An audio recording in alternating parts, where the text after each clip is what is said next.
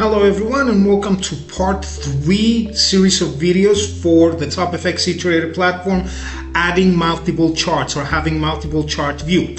Now as you can see, I have already added 4 charts. Now let's assume that I want to remove one and replace it with another one. There are 2 ways. First way, the simplest way, it's by clicking the X, which is located at the top right of the chart.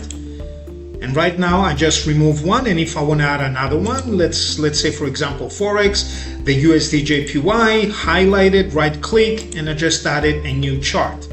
Now the second way, which is much easier, instead of removing and adding, you move over to the top left of each chart of the asset you want to replace, and as you can see there is an arrow. If I click on it, I get the same exact list as from the left, and I would use the search tab. So for example, let's say USD CAD, United States dollar against the Canadian dollar. I click on it and automatically the chart is replaced. Let's do that with another one. Let's do the GBP. I'm going to replace it, let's say for example, with the Euro USD.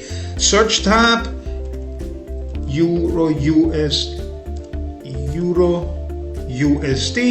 Here we go. I just clicked on it and I just replaced the chart. And this is it, as simple as possible. Thanks for watching. See you in the next video.